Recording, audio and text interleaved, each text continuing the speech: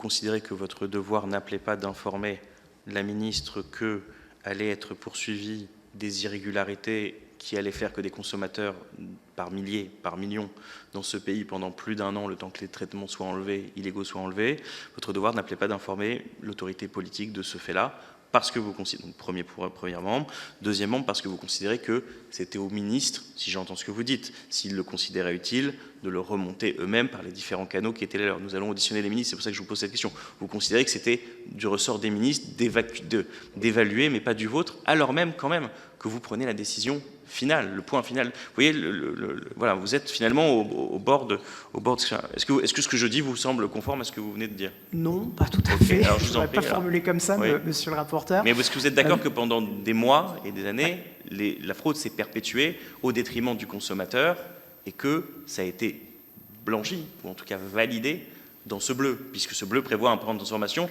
qui va mettre du temps à se mettre en œuvre. On sait que l'industriel lui-même, après, a proposé d'autres solutions, qui étaient le déclassement des eaux, solutions qui n'ont jamais été envisagées, d'ailleurs, par les ministères Industrie ou Santé, au moment où vous avez l'arbitrage à rendre. Est-ce que vous me confirmez bien que la fraude s'est perpétuée? Alors, moi, ce que je vous confirmerai, monsieur le rapporteur, c'est j'ai pas cette lecture pour ma part du dossier. Le but du bleu, il n'est pas de continuer à valider une fraude. Mais dans les faits, c'est ce qui se passe. Dans les faits, ce qui se passe, c'est que... Pendant des mois encore, de l'eau va être vendue avec des traitements illégaux. Alors, monsieur le rapporteur, plusieurs éléments. Premier élément, je me permets d'insister là-dessus, il n'y a rien qui nous amène au 0,2 puisque nous ne nous prononçons pas sur le 0,2.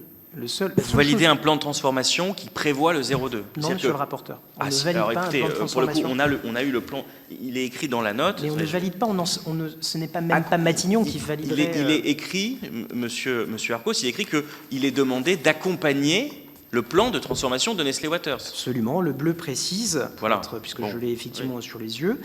Concernant le site de Vergès, le cabinet de la Première ministre demande à la préfète du Gard et au directeur général de l'ARS Occitanie de prendre en compte l'autorisation de microfiltration, c'est-à-dire la possibilité de descendre à 0,8, ci-dessus, et de définir une démarche d'accompagnement et de contrôle de la qualité de l'eau aux différentes émergences. Est-ce qu'on n'est pas en train de jouer sur les mots? Vous validez le fait que, excusez-moi, démarche d'accompagnement et de contrôle qui autorise le moins de 0,8 et dans le plan de transformation, c'est du 0,2. Vous validez le déploiement de ce plan de transformation? Non, monsieur le rapporteur, ce ne serait pas le rôle de Matignon. Le seul qui peut valider ou pas ou invalider le plan de transformation, c'est le préfet qui engage sa propre responsabilité. Je crois que vous en avez auditionné. Et sur conseil, expertise technique de l'ARS. À aucun moment... Alors vous avez dans votre dossier une expertise technique de l'ARS qui vous dit « ça modifie le microbisme de l'eau ». Alors, qu'est-ce que dit, pour répondre à votre question sur qu'est-ce qu'on a sur... Mais ça me paraissait important de dire qu'on n'a pas validé le plan de transformation, ça n'appartenait pas à Matignon. Encore une fois, la question à laquelle on a répondu n'était pas celle-ci. Ceux qui valident ou qui invalident le plan de transformation, ce sont les autorités qui en sont compétentes. On répond à une chose, la seule question qui est posée, c'est de dire est-ce qu'on peut ou pas. Ensuite, quand vous dites l'avis de l'ANSES, tout le monde est clair, tout le monde sait quelle est la réglementation. Non, monsieur le rapporteur, la chose elle n'est pas claire, sinon on n'aurait pas passé des mois à solliciter un certain nombre d'avis. Qu'est-ce que dit l'avis de l'ANSES? L'avis de l'ANSES, il dit rien d'autre que rappeler l'avis de l'AFSAP en disant que la pratique de la microfiltration, elle peut être autorisée si et seulement si, en dessous de 0,8, si et seulement si, elle fait l'objet d'une demande d'autorisation de la part de l'industriel. C'est bien tout le problème dans l'affaire Nestlé Waters, c'est que d'autorisation préalable, il n'y avait pas eu, les traitements étaient cachés. Donc, première condition, de demander l'autorisation d'utiliser ces filtres. 2, de prouver l'absence de modification microbique de l'eau et de le documenter. Et là, vous avez l'ANSES, je me permets de les citer, janvier 2023, avis de l'ANSES, donc juste avant que vous preniez votre décision en février, je cite, « Une microfiltration à 0,2 microns constitue une action assimilable à une désinfection ». Tout à fait. C'est QFD. Je veux dire, vous avez la réponse à votre question.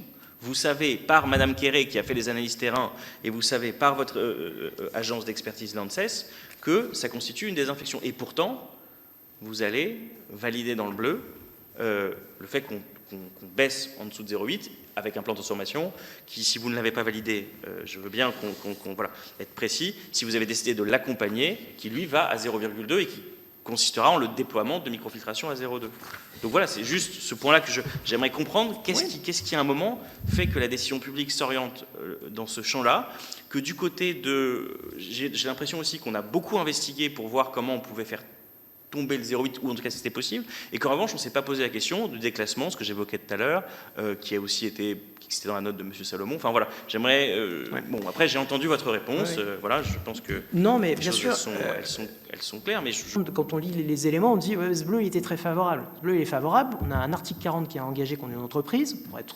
Pour être docile à une entreprise, ou en tout cas pour servir des intérêts, il y a mieux qu'engager un article 40. Attendez, l'article 40, pardon. L'article 40, il est engagé par une directrice générale d'ARS, totalement en bout de chaîne, 1 an et demi après que l'État central... Le ministère de l'Industrie a été informé. Il y a quand même, excusez-moi, et d'ailleurs, même quand on a interrogé les différents acteurs des affaires juridiques, ils nous disent tous, en fait, comment les choses sont arrivées jusque-là, parce qu'à Vergès, il a fallu attendre Foodwatch, janvier 2025, pour que les choses soient instruites. Il y a au départ, au ministère de l'Industrie, quand même une grande question qui se pose. Pourquoi rien n'est fait à ce moment-là? Et finalement, c'est l'État déconcentré qui, quelque part, sauve l'État central dans cette affaire, parce que c'est en bout de chaîne que quelqu'un va se dire, bon, quand même, là, il va falloir faire un article 40, personne n'en a jamais fait nulle part. Excusez-moi, là, pour le coup, je pense que c'est pas plutôt... Il y a des points positifs dans ce dossier, moi, je ne les nie pas, mais là, plutôt, je le mettrais au passif, ce qui s'est passé sur l'article 40, pas à l'actif de l'État dans sa décision.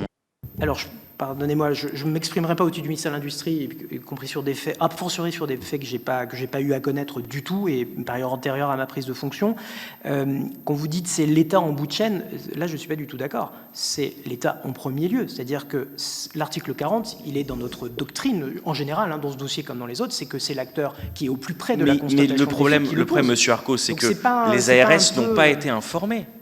Vous savez bien que le problème que nous avons dans ce dossier, c'est les différents délais. C'est-à-dire que les ARS n'arrivent dans le dossier en Occitanie qu'en octobre, en avril 2022 pour le Grand Est. Donc vous avez tout un moment où le choix du rapport IGAS a conduit d'une manière ou d'une autre. D'ailleurs, on trouve des éléments où, dans la documentation de l'État central, il est dit il ne faut pas qu'on informe tout de suite les ARS parce qu'il vaut mieux garder cette affaire à ce niveau-là. Donc, en fait, elles n'ont pas pu jouer leur rôle au bon moment. Moi, je suis d'accord. Si vous me disiez tout de suite une enquête a été lancée au niveau des ARS, elles ont vu, elles ont pu, mais elles n'ont pas pu jouer leur rôle. Donc là, encore une fois, je maintiens, l'État décentralisé a un peu sauvé l'honneur de l'État central dans cette affaire. Je ne me prononcerai pas sur des faits que je n'ai pas eu à connaître, donc vous me comprendrez, puisque ce ne serait pas honnête de ma part. C'est que c'est l'industriel qui est le principe fondamental de la réglementation, c'est l'autocontrôle. Oui, en revanche, avec un contrôle sanitaire, absolument, en deuxième rideau, quand un industriel vient et fraude, et qu'est-ce qu'on décide de faire? De renforcer ces contrôles systématiquement et de ne pas les lâcher. Sur l'amont, sur l'aval, et de renforcer les contrôles. Donc je pense, pardonnez-moi, monsieur le rapporteur, juste pour terminer, c'est que c'est vraiment très important. Le rôle, la question qui était posée à Matignon était celle-là, pas de dire est-ce que je peux déclasser, est-ce que j'autorise, on en serait bien incapable, et ce n'est pas notre rôle. Mais vous avez pris excusez-moi de le reformuler, vous avez pris la question que l'industriel vous posait.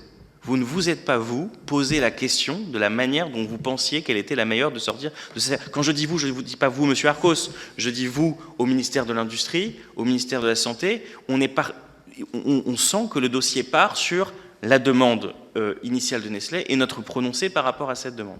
Et j'en viens donc à la fabrication de la décision sur la question de la microfiltration à 0,2. Qu'est-ce que vous avez dans les mains lorsque vous prenez cette décision de février ? Vous avez en effet des cabinets qui s'alignent, ça je ne le savais pas hier, donc j'ai appris que le cabinet santé s'était aligné. Vous avez sans doute reçu, vous aussi, les notes de Jérôme Salomon. Non, vous ne les avez pas reçues, d'accord, elles ont été côté cabinet santé. Monsieur Salomon, jusqu'au bout, jusqu'au dernier jour, je crois la veille, envoie des notes en disant que la Direction générale de la santé est contre ce qui est en train de se préparer, contre cet arbitrage. Et qu'est-ce que vous avez d'autre sur le 0,2 ? Vous avez un avis de l'ANSES qui vient de vous réaffirmer que la règle pour elle, c'est le 0,8, et vous avez une ARS, l'ARS Grand Est, que vous disiez solliciter des experts, mais solliciter, visiblement, ce n'est pas suivre, parce que vous avez l'ARS Grand Est qui vous dit, à 0,2, ça modifie le microbisme de l'eau. Elle vous l'écrit à vous. Donc en fait, si je résume, dans les mains, vous avez un industriel Nestlé qui vous demande de passer à 0,2, qui fait des menaces sur la question de l'emploi, on le retrouve tracé dans vos échanges, que vous n'évaluez pas d'ailleurs autrement que par ce qui vous est dit par Nestlé lui-même. Et puis en face, vous avez tout le bloc finalement sanitaire, et là encore une fois, c'est pas que pour vous que je le dis, la DG Santé, les ARS, qui vous disent non, il ne faut pas aller là-dedans. Et d'ailleurs, j'ajouterais à ce bloc-là, Danone, si vous voulez, Danone, quand ils viennent ici, contrairement à ce que vous dites qu'il n'y a pas de réglementation, Danone, ils disent, pour nous, de toute éternité, c'était clair que c'était 0,8, on a mis tous nos filtres à 0,8, et d'ailleurs, pour tout le secteur, tout ça est très clair. Donc, visiblement, c'est pas clair pour vous, mais c'est clair pour les acteurs du secteur, un des numéros 1 mondiaux du secteur, et c'est clair pour l'ANSES, qui, vous l'avez dit, est plus experte de l'eau que vous et moi, et c'est clair pour l'ARS, qui se pose la question et qui vous répond à 0,2, on modifie le microbisme de l'eau. Donc ce que j'aimerais comprendre, c'est qu'est-ce que vous avez dans le dossier qui vous amène vers le 0,2 à ce moment-là. Voilà, si ce n'est la crainte relayée par Nestlé, jamais expertisée, de la perte d'emploi. Est-ce qu'il y a autre chose que ce que je viens de dire ?